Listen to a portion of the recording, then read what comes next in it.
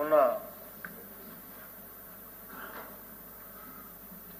బడ్జెట్లో ఆర్థిక శాఖ మంత్రులు వారు స్వామినాథన్ గారు చెప్పినటువంటి ఒక విషయాన్ని ప్రస్తావించారు. అధ్యక్ష, వ్యవసాయం గాడి తప్పితే మరేది సక్రమంగా సాగటానికి అవకాశం ఉండదు. అంటే దేశంలో అన్ని రంగాలు కూడా వ్యవసాయం మీదనే ఆధారపడి ఉన్నాయి. వ్యవసాయం బాగుంటే అన్ని రంగాలు బాగుంటాయి. కాబట్టి భారతదేశంలో 62% మంది జనాభాకు వ్యవసాయ రంగం ఆసరాగా కూడా ఉందని చెప్పి కూడా చెప్పడం జరిగింది. మరి ఈరోజు మనం చూస్తూ ఉంటే వ్యవసాయం లాభసాటిగా ఉందా, రైతాంగం వ్యవసాయం చేయడానికి ఆసక్తి చూపిస్తున్నారా అనే విషయాన్ని మనం ఒకసారి పరిశీలన చేసుకుంటే అధ్యక్ష, రైతులు ఎవరో కూడా వ్యవసాయ రంగంలో వ్యవసాయం చేస్తున్నందుకు సంతోషంగా లేరు అధ్యక్ష. ముఖ్యంగా రైతులకి ఖర్చులు అంటే పెట్టుబడి వ్యయం విపరీతంగా పెరిగిపోయింది. రైతాంగాన్ని కాపాడాలి అంటే రైతు పెట్టేటువంటి వ్యవసాయంలో పెట్టేటువంటి వ్యయాన్ని తగ్గించాలి. మరి ఆ వ్యయాన్ని తగ్గించడం కోసం ప్రభుత్వం యొక్క జోక్యం చాలా అవసరం అధ్యక్ష. మరి ముఖ్యంగా మా ప్రాంతంలో అంటే గుంటూరు, కృష్ణా, ప్రకాశం ఈ జిల్లాల్లో ఎక్కువగా మిరప, పత్తి, పొగాకు పండిస్తారు అధ్యక్ష. మిరప పండించడానికి విత్తనాలు అధ్యక్ష, ప్రైవేటు వ్యాపారస్తులు ఇచ్చేటువంటి విత్తనాలు 10 గ్రాములు వచ్చి 900 నుంచి 1000 రూపాయలు ఉంటుంది. అట్లాంటి 10 గ్రాములని 10 నుంచి 12 ప్యాకెట్లు తీసుకోవాలి. అక్కడ 12,000 రూపాయలు విత్తనాలకు ఖర్చు అవుతా ఉంది. ఆ 12,000 తీసుకెళ్లి ఈ విత్తనాలని నారు పోసి పెంచేవాడు ఉంటాడు ఒకడు, వాడికి ఇస్తే వాడు పెంచి ఇచ్చినందుకు 7 నుంచి 8,000 రూపాయలు కలెక్ట్ చేస్తాడు. మరి దాన్ని పెంచిన తర్వాత తీసుకొచ్చి నాటడం కోసం 5,000 రూపాయలు ఖర్చు పెట్టాలా. మొత్తం విత్తనం నాటడం కోసమే రైతు 25,000 రూపాయలు ఖర్చు పెడతా ఉన్నాడు. రైతు 25,000 రూపాయలు పెట్టి ఖర్చు పెట్టి నాటినటువంటి విత్తనం మరలా తిరిగి వచ్చే సంవత్సరం రైతు ఆ విత్తనం తయారు చేసుకోవడానికి వీల్లేదు. అది రెన్యూవబుల్ విత్తనం కాదు, నాన్ రెన్యూవబుల్. అంటే మళ్ళీ ఆ విత్తన వ్యాపారస్తుల దగ్గరికి పోవాలా. వాడి దగ్గర పోయి మళ్ళీ 20,000 25,000 ఖర్చు పెట్టి తెచ్చుకుంటేనే రైతుకి ఇది. ప్రతి సంవత్సరం కూడా రైతు మిరప విత్తనం నాటాలంటే ఈ రకంగా ఖర్చు పెట్టాల్సి వస్తూ ఉంది. మరి విత్తనం వేసిన తర్వాత పంట పండినా పోయినా, వాతావరణం అనుకూలించినా అనుకూలించకపోయినా ఈ విత్తనంలో పెట్టినటువంటి డబ్బులు తిరిగి రావు. కాబట్టి ఇక్కడ ప్రభుత్వ జోక్యం ఉండాలి. ప్రభుత్వ జోక్యం అంటే మన దగ్గర వ్యవసాయ విశ్వవిద్యాలయాలు ఉన్నాయి, మన దగ్గర కృషి విజ్ఞాన కేంద్రాలు ఉన్నాయి, మన పక్కనే రీజనల్ రీసెర్చ్ సెంటర్ ఉంది లాములో. మరి ఇక్కడ పెద్ద పెద్ద వ్యవసాయ శాస్త్రవేత్తలు ఉన్నారు.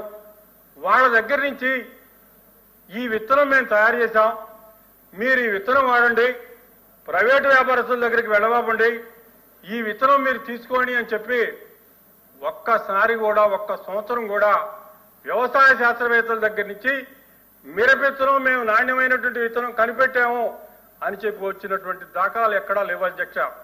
రైతాంగం మొత్తాన్ని కూడా ప్రైవేటు విత్తన వ్యాపారస్తులకి అప్పచెప్పేశారు. వాళ్ళు ఇచ్చిందే విత్తనం, వాళ్ళు చెప్పిందే వేదం. కాబట్టి అధ్యక్ష, ఇప్పటికైనా వ్యవసాయ శాస్త్రవేత్తలు ఇక్కడ రైతు ఏ పంట అయితే పండిస్తా ఉన్నాడో వాళ్ళ దగ్గర వాళ్ళ యొక్క ప్రయోగశాలలో అంటే వాళ్ళ ప్రయోగశాలలో ఉన్నటువంటి పరిశోధనా కేంద్రాలు ఉండే ప్రాంతంలో అక్కడ కూడా వారికి భూమి అవైలబుల్గా ఉంది. వారు అక్కడ విత్తనం వేయాలా, వారు కనిపెట్టినటువంటి విత్తనం అక్కడ పెంచాలా, రైతాంగానికి చూపించాలా.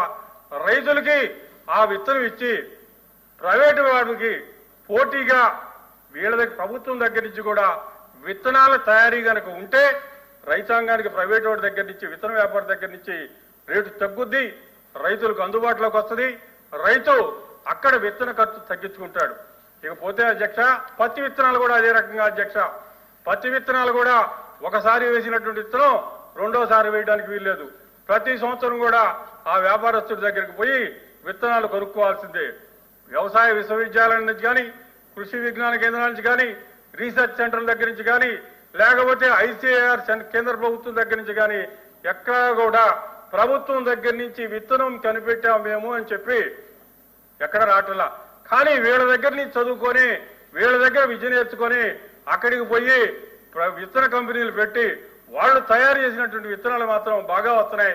చదువు చెప్పి వాళ్ళని తయారు చేసినటువంటి శాస్త్రవేత్తల దగ్గర నుంచి మాత్రం ఎక్కడా కూడా విత్తనం రావటం లేదు అధ్యక్ష. ఇకపోతే అధ్యక్ష రైతులు విరివిగా ఖర్చు పెడుతున్నటువంటి, ఖర్చు గురవుతున్నటువంటి అంశం పురుగు మందులు. మిరప తోట పండించాలి అంటే 40 నుంచి 50 వేల రూపాయలు ఖర్చు అవుతా ఉంది అధ్యక్ష. ఈరోజు రైతాంగం, మిరప రైతాంగం, పత్తి రైతాంగం తీవ్రంగా నష్టపోతున్నటువంటి అంశం ఏదైనా ఉంది అంటే పురుగు మందుల వల్ల.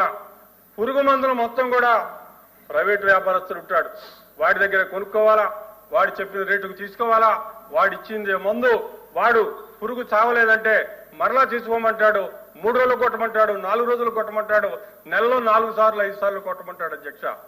మరి ఈ మధ్య మీరు చూసే ఉంటారు, ఇక్కడ మిరప తోటలకి ఎక్కువగా వచ్చేటువంటి పురుగు నల్లతామర పురుగు.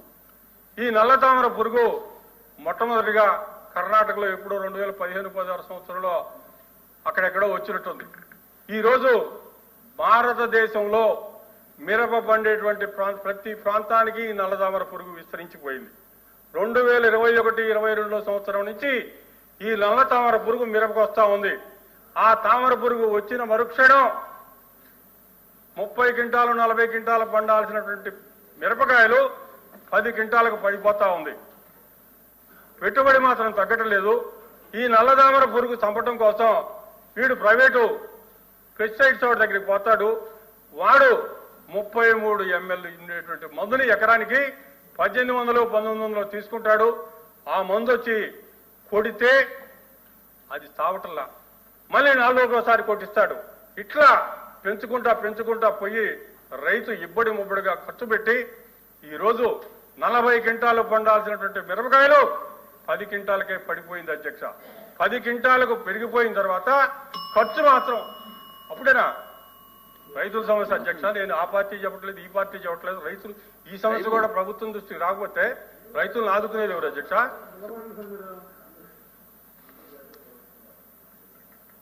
చెప్పండి. పురుగు మందు రైతులు ప్రైవేట్ వ్యాపారస్తుల దగ్గర తీసుకొచ్చి కొడతా ఉన్నాడు అధ్యక్ష. కానీ ప్రభుత్వం దగ్గర నుంచి, వ్యవసాయ శాస్త్రవేత్తల దగ్గర నుంచి వాళ్ళు కూడా ఆ మిరప తోట ఇక్కడ వేస్తే వాళ్ళు అక్కడ లాంగ్లోనో, కృషి విజ్ఞాన కేంద్రాలను, వ్యవసాయ విశ్వవిద్యాలయాలలో ఆ మిరప పంట పెంచాలా. ఆ మిరప పంట పెంచితే ఆ పురుగు ఎక్కడి నుంచి వస్తుంది, ఎట్లా చచ్చిద్ది, ఏం చేస్తే చచ్చిద్ది అని చెప్పి వాళ్ళు ప్రయోగం చేయాలి. అక్కడ వాళ్ళు చేసి రైతాంగానికి చెబితే రైతులు దాన్ని ఆచరిస్తే వాళ్ళకి దాని మీద ఖర్చు తగ్గింది. ఇది ఏమీ చేయట్లా. భారతదేశంలో అన్ని రాష్ట్రాల్లో కూడా దాదాపుగా 10 రాష్ట్రాల్లో మిరప పంట పండిస్తా ఉంటే అన్ని రాష్ట్రాల్లో కూడా వస్తూ ఉంది. కానీ ఇక్కడ మన రాష్ట్రంలో మనకు బాధ్యత ఎక్కువగా ఉంది. భారతదేశంలో పండేటువంటి మిరప పంటలో దాదాపుగా 40% మన ఆంధ్ర రాష్ట్రాల నుంచే వస్తూ ఉంది. భారతదేశంలో నుంచి పండే పంటలో ఒక్క గుంటూరు నుంచే దాదాపుగా 15% మిరపకాయలు వస్తూ ఉంది. ఈ మిరప పంట వలన మనకి విదేశీ మార్గద్రవ్యం వస్తుంది, ప్రజలందరికీ కూడా ఆహారం సమృద్ధిగా దొరుకుతా ఉంది. మరి ఇన్ని రకాలుగా ఆదాయాన్ని వచ్చేటువంటి మిరప పంట సంక్షోభంలో ఉంది. రైతాంగం తీవ్రంగా నష్టపోతా ఉన్నాడు. 10 క్వింటాలకి మీరు ఈరోజు మద్దతు ధర 11,000 రూపాయలు ప్రకటించామని చెప్పారు. 10 క్వింటాలకు 11,000 వస్తే 1,50,000 రూపాయలు వాడు పెట్టుబడి పెట్టాడు. మిరపకాయలు 10 క్వింటాలు కొయ్యాలి అంటే 4,000 రూపాయలు కూలి అవుతా ఉంది. పురుగు మందులు, కూలి, విత్తనాలు ఇవన్నీ కలిపి దగ్గరగా 1,00,000 రూపాయలు అవుతా ఉంది. మీరు ఇచ్చినటువంటి 11,000 వాడికి సరిపోయే పరిస్థితి లేదు. మీరు ఇప్పటికే ఆ పురుగు కనుక మందు కనిపెట్టినట్టయితే ఇప్పటికే మన రాష్ట్రం దాన్ని లీడ్ తీసుకోవాలా. లీడ్ తీసుకొని భారతదేశంలో ఉన్నటువంటి శాస్త్రవేత్తలందరినీ కూడా సంప్రదించి దానికి మందు కనిపెట్టినట్టయితే రైతు 40 క్వింటాలు పండించుకునేవాడు వాడికి నువ్వు 11,000 10,000 వచ్చినా వాడికి 4 లక్షల రూపాయలు వచ్చాయి. ఖర్చులు 2 లక్షల రూపాయలు పోయినా 2 లక్షల రూపాయలు మిగిలాయి. అక్కడేమో పెట్టుబడి తగ్గిపోతా ఉంది, అక్కడేమో ఉత్పత్తి తగ్గిపోతా ఉంది, ఇక్కడేమో పెట్టుబడి పెరుగుతా ఉంది. పెట్టుబడి తగ్గించి ఉత్పత్తి పెంచడం కోసం ప్రభుత్వం దగ్గర నుంచి వస్తున్నటువంటి సహకారం ఏమీ లేదు. శాస్త్రవేత్తల దగ్గర నుంచి మన రాష్ట్రంలో వస్తున్నటువంటి సహకారం ఏమీ లేదు. 5 సంవత్సరాలుగా రైతాంగం తీవ్రంగా నష్టపోతా ఉన్నా వాళ్ళ దగ్గర నుంచి వచ్చినటువంటి సూచన ఒక్కటి లేదు. ఇది చేద్దామని చెప్పి ఒక్క సమావేశం పెట్టినటువంటి సందర్భం లేదు. శాస్త్రవేత్తలు కూడా చేస్తలుడికి చూస్తా ఉన్నారు తప్ప వాళ్ళ సవాళ్ళు వస్తారులే, ప్రైవేటు వ్యాపారస్తులు ఉన్నారు, వాడెందుకు అనుకుంటాడు అధ్యక్ష? వాడికి వేసినమంటే పురుగు చచ్చిపోయింది అనుకో, వాడి వ్యాపారం ఉంటే సాగిద్ది. బాధ్యత ప్రభుత్వం దగ్గర ఉంది, ప్రభుత్వం తీసుకోవాలా ఇంతవరకు. దాని మీద శ్రద్ధ పెట్టండి, రైతులు కాపాడండి. అదే రకంగా పొగాకు ఉంది అధ్యక్ష. పొగాకు పంట పండించాలి అంటే ఎకరాకి 1.5 లక్షలు అవుతా ఉంది. ఈ సంవత్సరం విఎఫ్సి చేశారు, అట్లాగే వైట్ బర్లీ చేశారు, నల్ల బర్లీ చేశారు. రైతాంగంలో విఎఫ్సి చేసినటువంటి వాళ్ళు బాగానే ఉన్నారు, 3 రకాలు. అట్లాగే వైట్ బర్లీ చేసినటువంటి బాగున్నారు, నల్ల బర్లీ ఎక్కడ పడితే అక్కడ పండిద్ది నీరు సహాయం ఉంటే.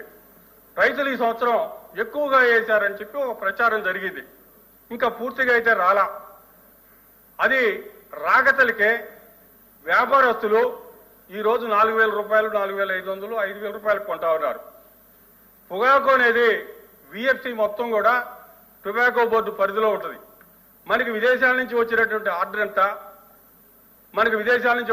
ఎంత, డొమెస్టిక్ ఎంత, మొత్తం ఒక అవగాహన ఉంటుంది.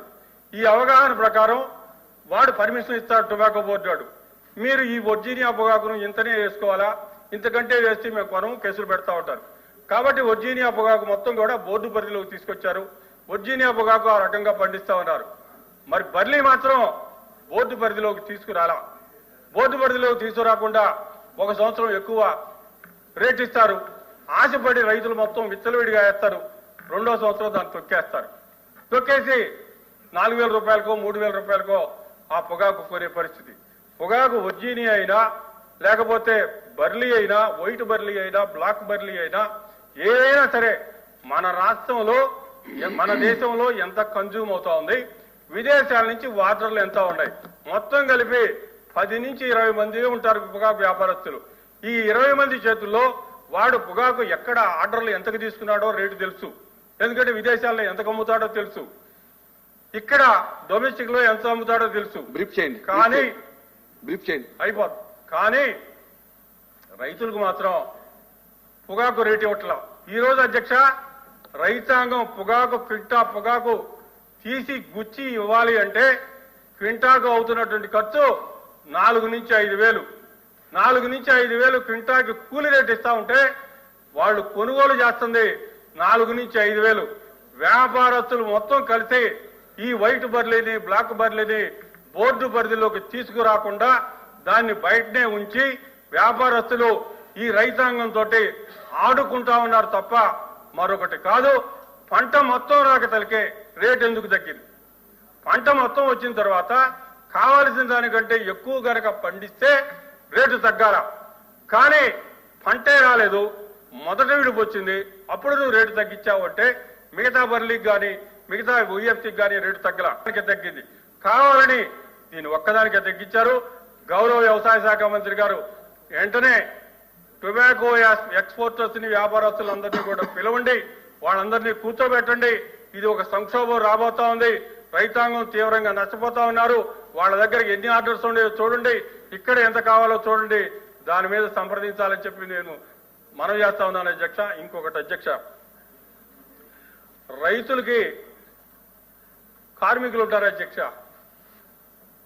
వాడు ఫ్యాక్టరీలో పనిచేస్తుంటాడు, ఆయనకు ఒక వర్క్మెన్ కాంపన్సేషన్ ఉంటుంది, అందుట్లేదు ప్రమాదం జరిగితే డబ్బులు ఇవ్వడానికి. రోడ్డు మీద పోతుంటాం మనం, మనకేదైనా ప్రమాదం జరిగితే మోటార్ వెహికల్స్ యాక్ట్ ఉంటుంది, దాని ద్వారా ప్రమాదం జరిగితే కేసు పెడతాం, డబ్బులు తీసుకొస్తాం. మరి రైతుల అధ్యక్ష, రైతులు కూడా పొలంలో పోతుంటారు నీళ్లు పెట్టడానికి, చేలు దిట్టగా పెరుగుంటాయి, కింద నడుస్తుంటాడు, ఏముందో కనపడదు, పాము గరిచిద్దో తెలుగు గరిచిద్దో కరిసిద్ది, వాడు చచ్చిపోతాడు, ఏమీ లేదు వాడికి రక్షణ.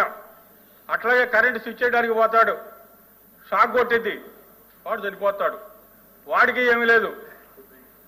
కరెంట్ వాడి దగ్గరికి పోతాడు, నువ్వు నీ నెగ్లిజెన్స్ వల్ల చచ్చిపోయావు కానీ మా నెగ్లిజెన్స్ కాదంటాడు, వాడికి రూపాయి ఇటులా. రైతులు కూలీల నుంచి ఇప్పుడు పట్టణాల నుంచి పల్లెటూర్లకు తీసుకెళ్తున్నారు. వాళ్ళని తీసుకెళ్లడం కోసం ట్రాక్టర్లు వాడతారు, లారీలు వాడతారు. 3 ఎక్కాల్సినటువంటి ఆటోలో 30 మంది వెళ్తారు. ఈ మధ్యలో ఎన్నో ప్రమాదాలు జరుగుతూ ఉన్నాయి, ఎంతో మంది చచ్చిపోతా ఉన్నారు, ఎంతో మంది అంగవైకల్యం జరుగుతూ ఉంది. ఏ చట్టం కూడా వాళ్ళకు వర్తించదు. వాళ్ళ యొక్క జీవితాలు గాలిలో దీపం. వాళ్ళకి ఎక్కడా కూడా కాంపన్సేషన్ రాదు. ప్రభుత్వం దీని మీద శ్రద్ధ పెట్టాలా, వీళ్ళందరికీ రక్షణ ఉండాలా. నువ్వు వర్కమెన్స్ కాంపన్సేషన్ యాక్ట్ అమెండ్ చేస్తారా, మోటార్ వెహికల్స్ యాక్ట్ని అమెండ్ చేస్తారా, లేకపోతే కొత్త చట్టం తీసుకొస్తారా? వీళ్ళందరికీ కూడా రక్షణ ఏర్పాటు చేయాలా, రైతు యొక్క జీవితాన్ని కాపాడాలా. ఆ రైతుకి ఏదైనా యాక్సిడెంట్ అయి చనిపోతే వాడి బిడ్డలకి ఆధారంగా ఏదో ఒకటి చూపించాలా. ఆ కుటుంబాన్ని ఆదుకోవాల్సినటువంటి బాధ్యత ప్రభుత్వం మీద ఉంది అని చెప్పి మీ ద్వారా ప్రభుత్వానికి తెలియజేస్తా ఉన్నాను అధ్యక్ష. నాకు ఈ అవకాశం ఇచ్చినందుకు మీకు ధన్యవాదాలు అధ్యక్ష.